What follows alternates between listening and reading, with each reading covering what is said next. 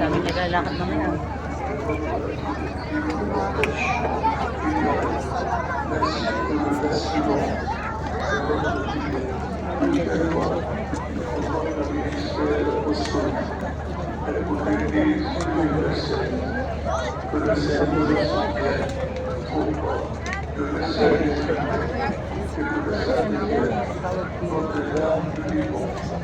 Yung mga youth, future ng Lebanon.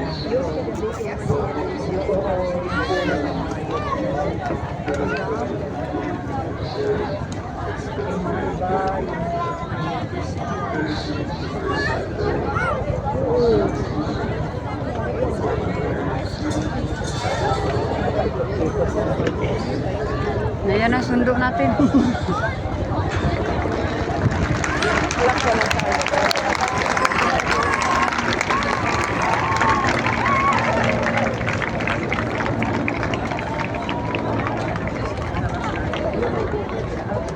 Diyan pa ba siya? Malis na yata. Oh, ayun dyan pa pala. Ayan pa. Ayan. Bakit ka nilang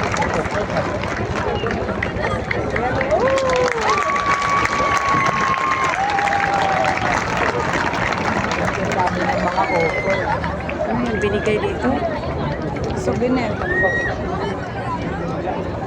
Oo, parang silipya kami. Parang silipya kami. Sana may souvenir din kami. Kahit panyo ko lang. Mayroong binibili. Wala, late na kasi. Dapat maaga ka pa. Kasi merong Ginising ako ng binibili. kaibigan ko. Alas 7:30 yata.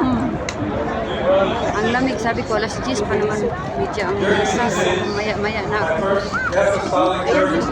Ay, English. Kaya The English one na. who comes as a pilgrim of hope to the Middle East, imploring God for the gift of peace for this beloved land, marked by instability, wars, and suffering.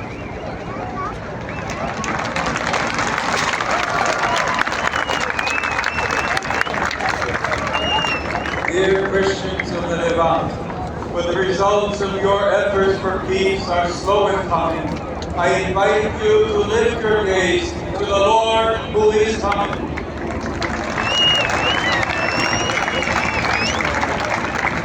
Let us look to Him with hope and courage, inviting everyone to set out on the path of coexistence, fraternity, and peace. Be artisans of peace, heralds of peace, witnesses of peace. The Middle East needs new approaches in order to reject the mindset of revenge and violence, to overcome political, social, and religious divisions, to open new chapters in the name of reconciliation and peace. path of mutual hostility and destruction in the horror of war has been traveled too long, with the deplorable results that are before everyone's eyes. We need to change course. We need to educate our hearts for peace.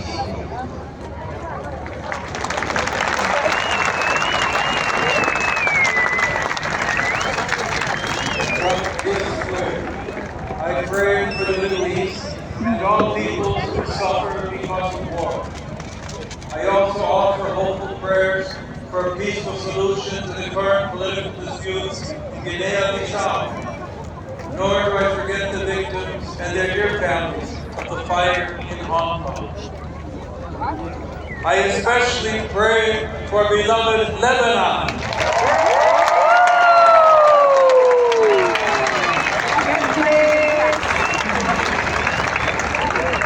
God bless Lebanon. Community once again to spare no effort in promoting processes of dialogue and reconciliation, making heartfelt appeal to those who hold political and social authority here and in all countries marked by war and violence.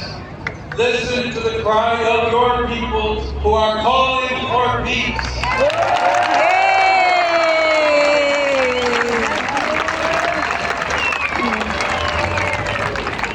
Let us all place ourselves at the service of life, the common good, and the integral development of people.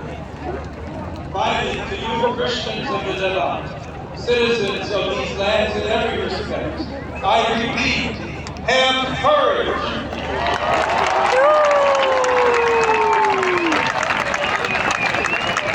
The whole church looks to you with affection and admiration. May the Blessed Virgin Mary, Our Lady of Arista, protect you always. Amen.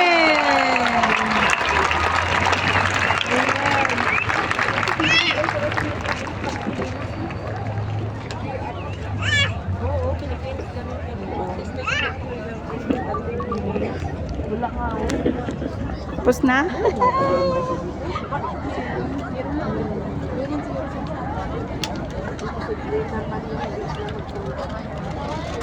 May flag siya. Si Lolo, may flag.